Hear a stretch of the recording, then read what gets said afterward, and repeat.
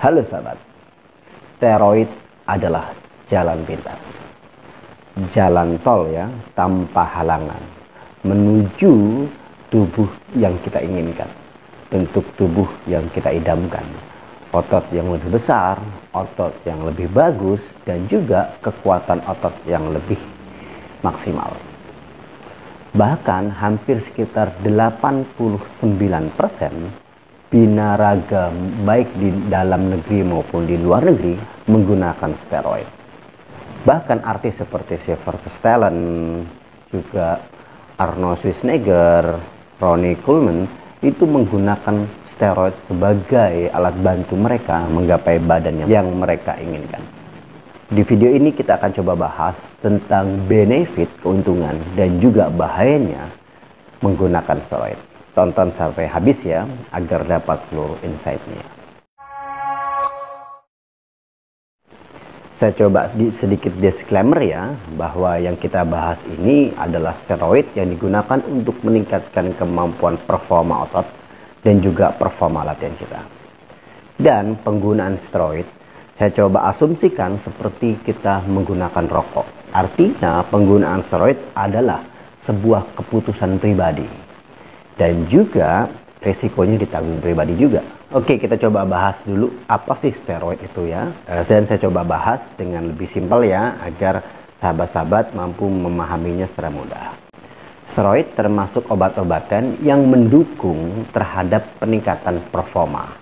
Baik performa secara tubuh kita maupun kinerja tubuh kita. Nah, biasanya steroid termasuk yang namanya PED, Performa Enhancing Drug, artinya adalah obat-obatan yang mendukung peningkatan terhadap performa. Dan PED yang kita mau adalah yang bersifat menambah kemampuan otot dan juga meningkatkan kemampuan performa ototnya. Jadi selama kita latihan kita tambah kuat, dan setelah latihan juga pertumbuhan otot lebih cepat.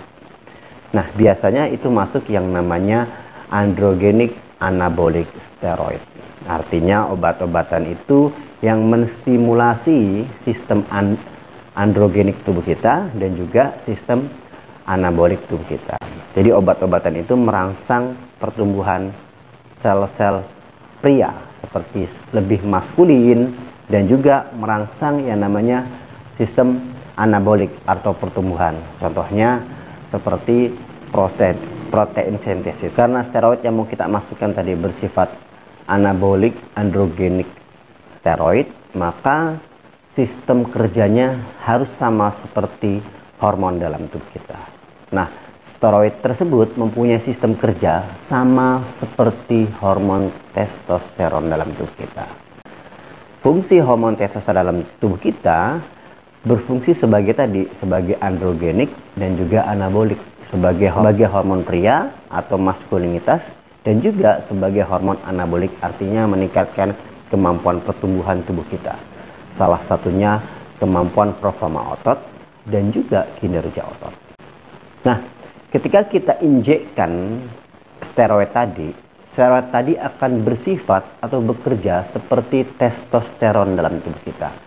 Dia akan masuk ke peredaran darah kita, lalu masuk ke dalam sel-sel tubuh kita dan bekerja seperti testosteron. Nah, baik masuknya melalui oral atau kita makan dalam bentuk pil ya, atau juga bisa kita injeksi atau dalam bentuk suntikan. Ketika masuk ke peredaran darah, dia akan masuk ke dalam sel. Ketika masuk ke dalam sel, dia akan mempengaruhi kerja sel. Salah satunya inti sel. Inti sel akan meningkatkan kemampuan inti sel dalam protein sintesis. Artinya dia akan mudah banget inti sel memecah protein yang masuk ke dalam tubuh kita, yang masuk ke dalam sel untuk digunakan secara maksimal. Sehingga perkembangan sel-sel otot tubuh kita jauh lebih besar, jauh lebih cepat, dan juga jauh lebih kuat. Bayangkan ya, secara alami sahabat-sahabat hanya memproduksi 4-9 mg testosteron setiap hari. Sedangkan jika sahabat-sahabat injeksi steroid dalam satu pekan aja, contohnya sekitar 75-125 mg aja, berapa kali lipat testosteron yang tersedia dalam tubuh kita. sehingga itu akan mempercepat sistem kerja anabolik tubuh kita. Salah satunya mempercepat pertumbuhan terhadap kemampuan otot tadi.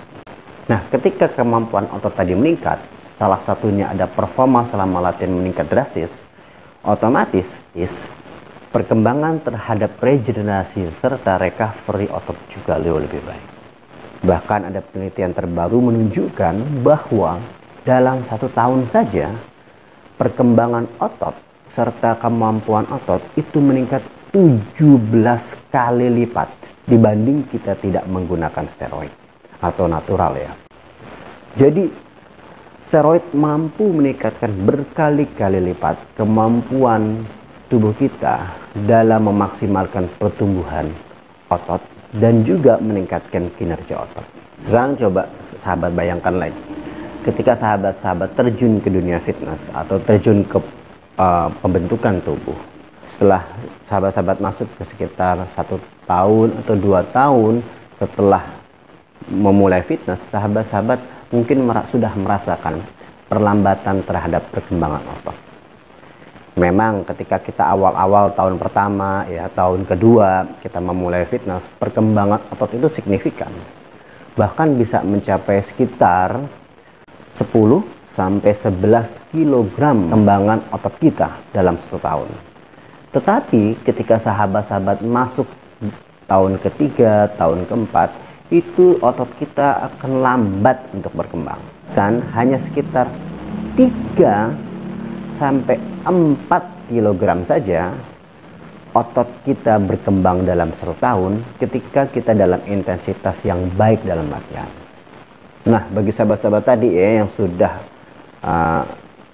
lebih dari 3 tahun atau 4 tahun dunia fitness ingin mempercepat pertumbuhan atau perkembangan hipertrofi ototnya, yang tadinya ya hanya sekitar 3 sampai 4 kilo lalu mau lebih cepat, mereka membutuhkan stimulus.